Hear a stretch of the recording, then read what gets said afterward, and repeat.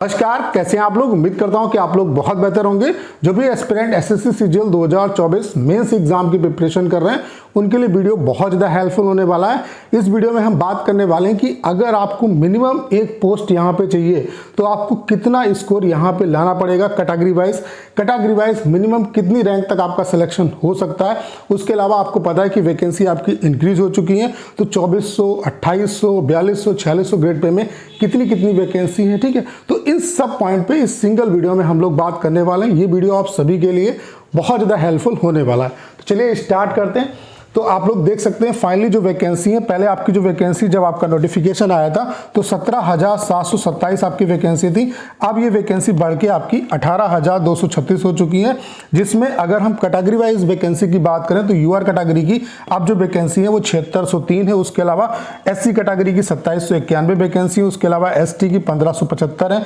उसके अलावा आपकी ओबीसी की 4540 वैकेंसी। उसके अलावा ईडब्ल्यूएस की 1727 वैकेंसी। ठीक है, उसके अलावा अगर हम बात करें यहाँ पे कि ग्रेड वाइज यहाँ पे वैकेंसी कितनी है, 2400 ग्रेड पे में कितनी वैकेंसी है, 2800 में कितनी है, 4200 में कितनी है, 4600 में कितनी है, तो वो आप डिटेल देख सकते हैं। इस बार अगर हम बात करें 2400 ग्रेड पे में जो वैकेंसी है वो 8673 है। उसके अलावा 2800 ग्रेड पे में जो वैकेंसी है वो आपकी 2558 वैकेंसी। उसके अलावा 4200 ग्रेड पे में आपकी जो वैकेंसी है वो आपकी 1364 है। उसके अलावा 4600 ग्रेड पे की जो वैकेंसी है वो आपकी 5641 है। इस बार 4600 ग्रेड पे की वैकेंसी 2022 में आपको पता है कि मैक्सिमम वैकेंसी आई थी, तो 2022 और 2023 इन सबसे ज़्यादा जो वैकेंसी है वो इस बार है 4600 ग्रेड पे में। तो अच्छी खासी वैकेंसी है, तो अच्छे तरीके से प्रिपरेशन करिए। अगर जो बचा हुआ टाइम है, देखो ये जो टाइम है वो सबसे ज़्यादा क्रूशियल है। इस टाइम को जिसने सही से यूटिलाइज कर लिया उसी का सिलेक्शन होगा। तो जो बचा हुआ टाइम है इसमें आपको फालतू का कुछ भी नहीं करना है। जो भी आपने पढ़ा है उसको रिवाइज करो और जितना हो सके आप प्रीवियस जो क्वेश्चन है उनको ऑफलाइन और ऑनलाइन दोनों मोड में आप प्रैक्टिस करो। उसके अलावा इस बार मैं आपको पहले से बता देता हूं कि एसएससी थोड़ा सा आपका जो एग्जाम का लेवल है उसे बढ़ा सकती है, क्योंकि आपको पता है कि एसएससी की बहुत ज़्यादा किरकिरी हो चुकी है। ठीक है, तो अच्छे तरीके से जो भी अच्छे तरीके से प्रिपरेशन तो आप कर ही रहे होंगे।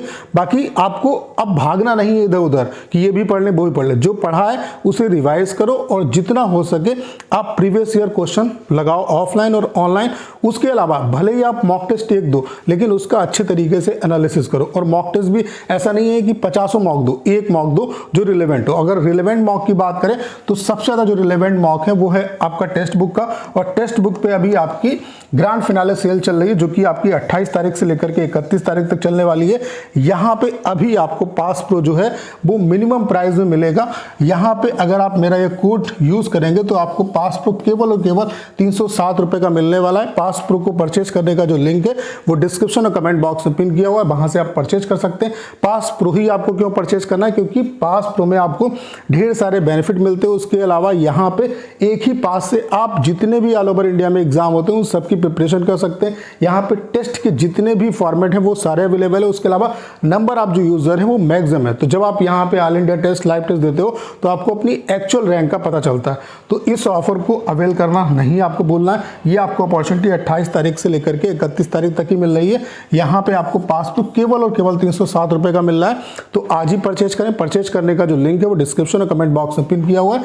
ये कोड आपको यूज करना नहीं भूलना है। ठीक है, अगर हम बात करें सीजीएल 2000, देखो हमें बहुत ज़्यादा पुराना जो डाटा है वो देखने की जरूरत नहीं, क्योंकि पैटर्न 2022 से आपका चेंज हुआ है। तो 2022 और 2023 का ही पैटर्न हमें बता देगा कि कितना क्या नंबर इस बार आपको लाने पड़ेंगे। ठीक है, तो अगर हम 2022 की बात करें तो 2022 में यूआर कैटेगरी की जो वैकेंसी थी वो 14,026 वैकेंसी थी। उसके अलावा ओबीसी की जो वैकेंसी थी वो 7928 वैकेंसी थी। ईडब्ल्यूएस की 3648 वैकेंसी थी। एससी की 5328 वैकेंसी थी और एसटी की आपकी 2771 वैकेंसी थी। इसमें जो अदर वैकेंसी उनको हटा दिया गया। ठीक है, यहाँ पे अगर हम बात करें यूआर कैटेगरी की 14,826 वैकेंसी थी और जो इसका लास्ट सिलेक्शन हुआ था वो आपका 20,220 रैंक तक सिलेक्शन हुआ था। और मिनिमम जो कट ऑफ गई थी, ये मिनिमम कट ऑफ है किसी भी पोस्ट के लिए। मिनिमम इतने नंबर पे सिलेक्शन हुआ था, यानी कि इससे कम जिसके नंबर थे उसका सिलेक्शन नहीं हुआ। ठीक है, उसके अलावा ओबीसी की अगर हम बात करें तो 7928 वैकेंसी थी।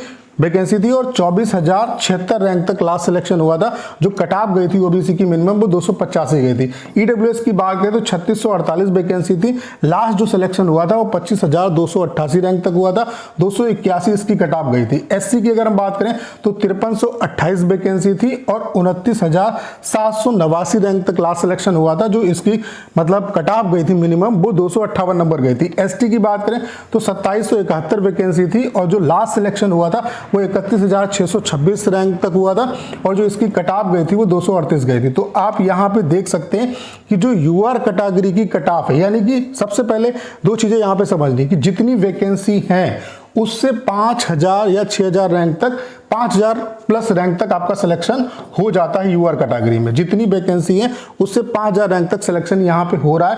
उसके अलावा यूआर कैटेगरी की जितनी रैंक तक सिलेक्शन होगा, अदर जो कैटेगरी है उनमें उससे ज़्यादा ही रैंक तक सिलेक्शन होगा, भले ही वैकेंसी आपकी कम हो। ठीक है, उसके अलावा अगर हम 2023 की बात करें तो 2023 में आप देख सकते हैं यूआर कैटेगरी की 3604 वैकेंसी थी और जो लास्ट सिलेक्शन हुआ था वो 5465 रैंक तक हुआ था। तो यहाँ पर वैकेंसी के सिनेरियो के हिसाब से देखोगे तो यहाँ पे 2000 से कम ही रैंक तक, मतलब जितनी वैकेंसी है उससे आप देख सकते हो 1800 प्लस रैंक तक यहाँ पे सिलेक्शन हो रहा है, यानी कि इसका 1.5 मल्टीप्लिकेशन मान लो। ठीक है, मतलब जितनी वैकेंसी उसका 1.5 मल्टीप्लिकेशन तक आपका यूआर कैटेगरी का सिलेक्शन हो रहा है। ठीक है, उसके अलावा ओबीसी की 1750 वैकेंसी थी और यहाँ पे जो इसका लास्ट सिलेक्शन हुआ था वो 5646 रैंक तक हुआ था और 302 कट ऑफ गई थी। यूआर और ओबीसी और ईडब्ल्यूएस की कट ऑफ में कोई डिफरेंस नहीं है। ईडब्ल्यूएस की जो वैकेंसी थी वो 740 थी, इसका जो लास्ट सिलेक्शन हुआ था वो 5563 रैंक तक हुआ था और इसकी जो कट ऑफ गई थी मिनिमम वो 302 नंबर गई थी। एससी की अगर हम बात करें तो 1189 वैकेंसी थी, लास्ट जो सिलेक्शन हुआ है वो 7034 रैंक तक हुआ था और यहाँ पे जो कट ऑफ गई थी वो 285 गई थी। एसटी की अगर हम बात करें तो आपकी 576 वैकेंसी थी, काफी कम वैकेंसी थी, लेकिन उसके बावजूद भी 7328 रैंक तक सिलेक्शन हुआ था और इसकी जो कट ऑफ गई थी, मिनिमम जो कट ऑफ गई थी एसटी की, वो आपकी 277 गई थी। तो यहाँ से सिनेरियो आपको चीजें समझ में आ गई होंगी कि कितनी रैंक जो है यूआर कैटेगरी की वैकेंसी के करस्पॉन्डिंग कितनी रैंक तक आपका सिलेक्शन हो सकता है। 1.5 का मल्टीप्लिकेशन आप मान के चलो। ठीक है, तो इस बार अगर हम बात करें तो आप देख सकते हैं यूआर कैटेगरी की जो वैकेंसी है वो 7603 है, तो आप ये मान के चलो कि 10,000 प्लस रैंक तक इस बार आपका सिलेक्शन हो जाएगा। ओबीसी की अगर हम बात करें तो 4540 वैकेंसी है, 11,000 प्लस रैंक तक इस बार सिलेक्शन हो जाएगा। ईडब्ल्यूएस की बात करें तो 1727 वैकेंसी है, 11,000 प्लस रैंक तक सिलेक्शन हो जाएगा। उसके अलावा एससी की अगर हम बात करें तो 2791 वैकेंसी है, 13,000 प्लस रैंक तक आपका सिलेक्शन हो जाएगा। एसटी की बात करें तो 1575 वैकेंसी है, 15,000 प्लस रैंक तक आपका सिलेक्शन हो जाएगा। इससे ज्यादा ही रैंक तक सिलेक्शन होगा तो आप जब मॉक टेस्ट दे रहे हो तो आपको इतनी रैंक कैटेगरी वाइज इतनी रैंक पर टारगेट करना ही करना है। बाकी अगर हम बात करें यूआर, ओबीसी, ईडब्ल्यूएस या जो अदर कैटेगरी है उनको कितने मार्क्स लाने होंगे मिनिमम एक पोस्ट मतलब मिलने के लिए, तो अगर आप यूआर, ओबीसी और ईडब्ल्यूएस कैटेगरी से हैं तो आप 300 प्लस का टारगेट लेके चलो। उसके अलावा एससी कैटेगरी से 275 प्लस का और एसटी कैटेगरी से 265 प्लस का आप टारगेट लेके चलो। इससे कम अगर आपके नंबर आ रहे हैं तो कहीं ना कहीं आपका सिलेक्शन मुश्किल है। ठीक है, इससे ज्यादा ही आप मान के चलो यूआर, ओबीसी और ईडब्ल्यूएस वाले जो एस्पिरेंट है उनको 300 प्लस स्कोर करना पड़ेगा जो करंट सीनेरियो उसको देखते हुए। उसके अलावा एग्जाम का लेवल जिस तरीके से लास्ट ईयर हुआ है वैसे अगर एग्जाम का लेवल आता है, बाकी अगर एग्जाम काफी ज्यादा इजी होता है तो यहाँ पे आपकी कट ऑफ और ज्यादा बढ़ जाएगी। अगर एग्जाम का डिफिकल्टी लेवल आपका इंक्रीज होता है, मतलब एग्जाम का लेवल अगर डिक्रीज होगा तो जाहिर सी बात कट ऑफ बढ़ेगी और लेवल अगर इंक्रीज होता है तो कट ऑफ आपकी ये डिक्रीज होगी। तो वो एग्जाम के लेवल पे भी डिपेंड करेगा। उसके अलावा चीटिंग वगैरह यहाँ पे ना हो, जैसा कि आप देख पा रहे होंगे अभी प्री के रिजल्ट में बवाल चल रहा है। तो अगर सारी चीजें सही से चलती है और मेंस जो है वो सही से कंडक्ट करा लेते हैं तो अगर कैटेगरी वाइज आप इतना स्कोर कर लेते हो तो मेरे हिसाब से आपको कोई ना कोई पोस्ट मिल जानी चाहिए। तो उम्मीद करता हूं सारी जानकारी आप बहुत अच्छे तरीके से समझ पाए होंगे। करना क्या है, इस वीडियो को 10 शेयर करना है। उसके अलावा अगर आप चैनल पर नए हैं और आपने अभी तक इसे सब्सक्राइब नहीं किया है तो प्लीज चैनल को सब्सक्राइब करना मत भूलिएगा।